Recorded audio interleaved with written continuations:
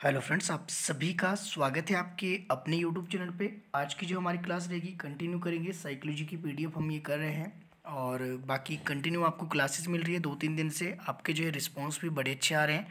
तो चलिए स्टार्ट करेंगे। आज भी देखेंगे, पहले इंग्लिश के देखेंगे। आपके 10 से 11 प्रश्न वन लाइनर ये रहेंगे और जो इसमें डिटेल में बताने वाला होगा वो मैं साथ साथ आपको बता दूंगा। और बाकी जो हिंदी में भी इसमें बाद में हम देखने वाले हैं। तो पहला प्रश्न है, वन लाइनर है। वन लाइनर डायरेक्ट आपने याद करने हैं और ऐसे ही प्रश्न आपके एग्जाम में बन सकते हैं। अगर आप इसके नोट्स भी बनाना चाहते हैं तो आप ही के लिए बेनिफिट है। कोशिश कीजिएगा इसके वन लाइनर के नोट्स भी आप बना लीजिएगा। The first psychology laboratory was established bye, तो पहली जो आपकी साइकोलॉजी की लेबोरेटरी है किसने ये इस्टेब्लिश की थी? तो ये आपके वुंट द्वारा जो की गई थी। तो इसमें वुंट आपका बिल्कुल सही हो जाएगा, इसको आप लिख लीजिए। और प्रश्न आपका ये भी बनता है कि ये लेबोरेटरी आपकी जो कहाँ पे इस्टेब्लिश की गई थी, तो ये प्रश्न भी मैंने इसमें इंक्लूड किया है। अगर आप देखें तो देख लीजिए, यहाँ पे लिखा गया है where was the first experimental psychology laboratory. तो ये आपकी कहाँ पे थी? यूनिवर्सिटी ऑफ जो है ये लिपजिंग में थी आपकी। लिपजिंग में थी आपकी यूनिवर्सिटी, ये जर्मनी की एक यूनिवर्सिटी थी। इसमें लिपजिंग मैंने जो है मेंशन नहीं किया है, तो ये आपने लिख लेना है खुद से। तो ये कहाँ पे हुई थी? आपकी लिपजिंग में। तो ये जर्मनी की एक यूनिवर्सिटी आपकी थी। आगे इसमें जो है वापस चलते हैं। सेकेंड हमारे पास प्रश्न था, child who has unusual difficulty in oral instruction may have the following impairment. तो देखिए, एक बच्चे को क्या है, ओरल इंस्ट्रक्शन यानी कि कोई आदमी कुछ कह रहा है तो उसको सुनने में उसको जो परेशानी हो रही है, तो उस तरह से जो हम क्या कहेंगे कि उसको किस तरह की परेशानी है, उसको किस तरह की होगी सुनने की जो आपकी इम्पेयरमेंट है, हियरिंग इम्पेयरमेंट से वो संबंधित आपका छात्र होगा। ये वाले तो कॉमन क्वेश्चन, ये वाले तो आपको आराम से ऐसे भी आ जाने चाहिए। S Hollingworth is associated with his work on. तो देखिए, एस हॉलिंगवर्थ जो आपकी ये व्यक्ति थे, ये गिफ्टेड चिल्ड्रन, जो स्पेशल चिल्ड्रन आपके रहते हैं, तो ये डिसेबल चाइल्ड जो आपके होते हैं, इनसे रिलेटेड आपके रहते हैं। तो इनके ऊपर इन्होंने जो है काम किया था और काफ़ी ये इंपॉर्टेंट है इनका काम। अगर मुझे समय लगा तो इसके ऊपर एक पूरी क्लास आपके लिए अलग से मैं बताऊंगा किस तरह से इन्होंने एक्सपेरिमेंट किए थे, किस तरह से इन्होंने इनके जो है वेलफेयर में आपके काम किया था। ये सारी चीज़ें आपको मैं एक्सप्लेन करके बताऊँगा। आगे आपके पास two factor theory of intelligence. तो इंटेलिजेंस की आपकी जो टू फैक्टर थ्योरी है, जो कि हमने कल हिंदी में देखा था, द्विखंड जो सिद्धांत थे, ये किसके द्वारा दिया गया? तो ये स्पीयरमैन द्वारा दिया गया था। कल भी मैंने पिछले कल की क्लास में मैंने क्या कहा था कि इसमें टू फैक्टर आपके एस फैक्टर है, आपके पास जी फैक्टर है। तो इसके ऊपर अलग से क्लास आपको जल्दी मिल जाएगी। अब कितनी जल्दी मिलेगी ये थोड़ा सा बताना अभी पॉसिबल नहीं है। Where was the first experimental आपकी जो साइकोलॉजी लेबोरेटरी, ये लैप्चिंग में आपकी जर्मनी में, ये मैंने आपको बता दिया है। Learning is the knowledge acquisition through cognitive process of information. Who among the following hold this view. तो ये एक आपकी स्टेटमेंट है कि आपकी जो है लर्निंग आपकी क्या है, वो नॉलेज को बढ़ाने का काम करती है कॉग्निटिव प्रोसेस में, जो कि आपकी सूचनाओं को इसके साथ जो है ये बढ़ाने का काम करती है। ये एक स्टेटमेंट है, ये डायरेक्ट पूछा गया कि ये स्टेटमेंट इस तरह की जो है ये किसने ये होल्ड, ये किसने ये व्यू रखा था? तो ये अल्बर्ट बंडूरा का ये आपका व्यू था। बाकी हिंदी में ये एज इट इज़ क्या होगी ये अभी जो है आपके लिए कहना मुश्किल है, तो इससे मैं क्यों कहूँ। तो जो इंग्लिश में है, इंग्लिश वाले इंग्लिश में रखें, हिंदी वाले जो हिंदी में आपको ये अवेलेबल हो जाएगी जब आपकी आने वाली क्लासेज होगी, उसमें ये ऑलरेडी मैंने मेंशन की है। तो humanist theory of personality associated by, तो ह्यूमनिस्ट थ्योरी ऑफ पर्सनैलिटी किसके द्वारा दी गई थी? तो ये मैस्लो द्वारा आपकी दी गई थी। तो इसको आपने लिख लेना। डायरेक्ट यहीं से वन लाइनर क्वेश्चन आपके आराम से बनते हैं। Who said psychology is the study of human nature. तो ये किसने कहा कि आपकी जो साइकोलॉजी है स्टडी ऑफ ह्यूमन नेचर है? तो ये आपकी बोरिंग का ये भी एक स्टेटमेंट है, तो बोरिंग द्वारा ये कहा गई थी। Who said adolescence is the period of the storm and stress. तो ये भी आपकी क्या है, ये भी आपकी सेम स्टेटमेंट है, तो ये भी आपकी स्टेटमेंट ही रहेगी। तो किसने दी थी? आपके स्टैनले हॉल द्वारा ये दी गई थी, ये चीज़ आप लिख लीजिए। और who is the father of the project method in teaching. तो प्रोजेक्ट मेथड ऑफ टीचिंग के जो फादर आपके कहलाए थे, ये कौन है आपके पास? ये है आपके किलपैट्रिक, लिख लीजिए।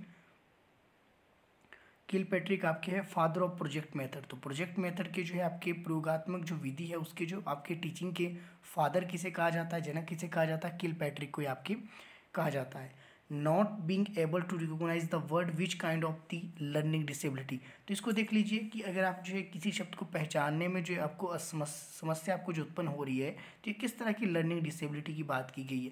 तो अगर जो शब्दों को ही आप पहचान नहीं पा रहे हैं तो कैसे शब्द, यानी कि आपका ये कौन सा होगा? ये रीडिंग आपका डिसऑर्डर होगा कि आपको पहचानना पढ़ना ही आपको नहीं आ रहा है, तो रीडिंग डिसऑर्डर का भाग है। तो रीडिंग डिसऑर्डर में आपकी दो ही है, एक आपके पास एलेक्सिया होता है और दूसरा आपका डिसलेक्सिया। तो या तो ऑप्शन में आपके पास डिसलेक्सिया दिया जाएगा, अगर डिसलेक्सिया नहीं दिया जाएगा, रीडिंग डिसऑर्डर से रिलेटेड अगर आपका रहेगा, तो फिर आपका ये एलेक्सिया होगा। तो ये एक अलग से जो है इसकी भी क्लास में बताऊंगा। कितने आपके पास लर्निंग डिसऑर्डर है, जैसे कि अभी मैं थोड़ा थोड़ा आपको बता दूं जब आप क्लास अटेंड कर ही रहे। तो रीडिंग डिसऑर्डर आपके दो तरह के, एलेक्सिया और आपके पास दूसरा इसमें डिसलेक्सिया। उसी तरह वर्बल लर्निंग में भी आपके पास अफेजिया होता है, डिस्फेजिया। इसी तरह आपकी जो रिटन डिसऑर्डर है, रिटन डिसऑर्डर में भी आपके पास पिछले कल की क्लास में भी मैंने आपको बताया था। तो इसमें आपके पास डिस्प्रेक्सिया और डिस्ग्राफिया, ये आपकी रिटन और डिसऑर्डर से होता है, हस्तलेखन से। उसी तरह आपकी जो मैथमेटिकल में आपके पास इसमें डिस्कैलिकुलिया आपका रहता है। तो इसको मैं अलग क्लास में एक आपकी जो है स्लाइड इसी तरह शो करके आपको बता दूंगा, ताकि आपके लिए समस्या ज़्यादा ना हो। ओके, कंटिन्यू चलेंगे। कंटिन्यू अब हिंदी के देख लेते हैं। और आप में से कई स्टूडेंट को लगेगा कितना बड़ा बड़ा लिख दिया ऊपर YouTube channel quality learn point. इसके पीछे रीज़न क्या है कि पिछले कुछ दिनों से जो है मेरी कुछ वीडियोस बिल्कुल एज इट इज़, एक दो कंटेंट आपके जो है बिल्कुल एज इट इज़ 100% किसी ने डाउनलोड किया है और उस चैनल का मैं नाम नहीं लेना चाहता और एज इट इज़ अपने चैनल पर डाल दिए है। तो उस करके जो है मुझे कॉपीराइट के लिए आया था कि क्लेम करना है, तो मैंने तो ऐसा नहीं किया है अभी तक। बाकी जो है तब ये मुझे स्क्रीन पर डालना पड़ा कि अगर कोई कॉपी भी करता है एटलीस्ट यूट्यूब चैनल का नाम तो आपका जो है दिख जाए। तो आगे देखेंगे, कंटिन्यू करेंगे। बुद्धि लब्धि की सामान्य सीमा आपकी क्या है? तो बुद्धि लब्धि यानी कि आईक्यू जो लेवल है जो आपका नॉर्मल रहता है वो आपके कितना रहता है? आपके 90 से 110 के बीच आपका नॉर्मल आईक्यू आपका माना जाता है किसी भी बच्चे का। और इसका जो है फॉर्मूला आपसे पूछा जाता है कई बार, आईक्यू कैसे निकालेंगे आप? इसमें जो आपके पास मेंटल एज होगा, इसके बाद आपकी क्रॉनिकल एज होगी, इसको मल्टीप्लाई करते हैं 100 से। पिछले कल की क्लास में बताया था, तो ये फॉर्मूला आपको मैं कई बार बताऊंगा अभी आने वाली क्लासेस में। रीज़न रहेगा क्योंकि यही आपसे पूछा जाता है कई बार कि ये आपका कैसे, कई बार इसको उल्टा सीधा आपका लिख दिया जाता है, तो वो भी आपने ध्यान रखना। पहले आपका जो है एम ए आएगा, फिर आपका सी आएगा, फिर मल्टीप्लाई आप इसको 100 से कर देंगे।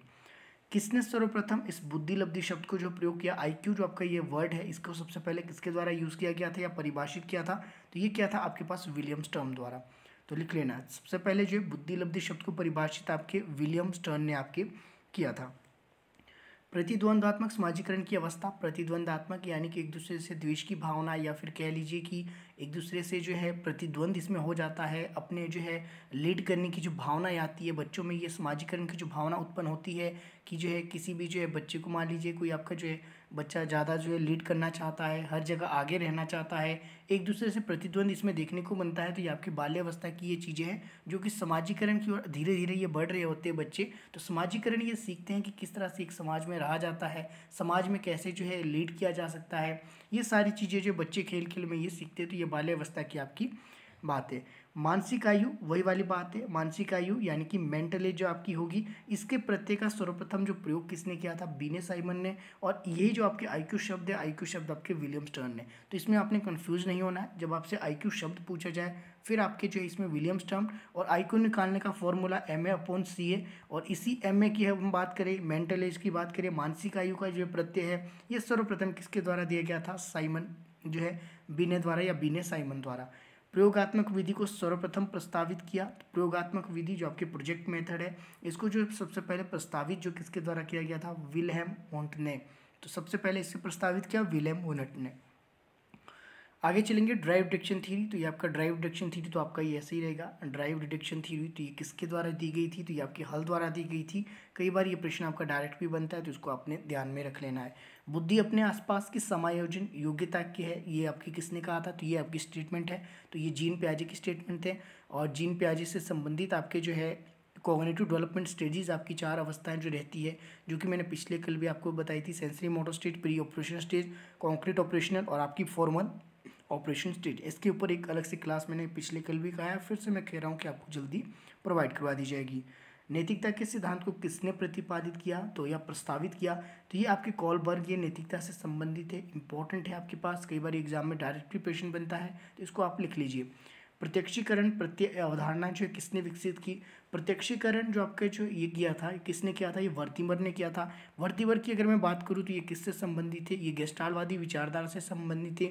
और इन्होंने जो इनसाइट थ्योरी जो आपके अंतर्दृष्टि का जो सिद्धांत है, 3 व्यक्ति थे इसमें आपके पास, वर्दिमर, कोहलर और कोफा। तो ये 3 व्यक्ति थे आपके पास इनसाइट थ्योरी से रिलेटेड। और इसमें से आपके वर्दिमर है, वर्दिमर को कहा जाता है प्रत्यक्षीकरण प्रत्यय की अवधारणा को विकसित करने का जो श्रेय आपके इसमें जो किसको जाता है? वर्दिमर को ये जाता है।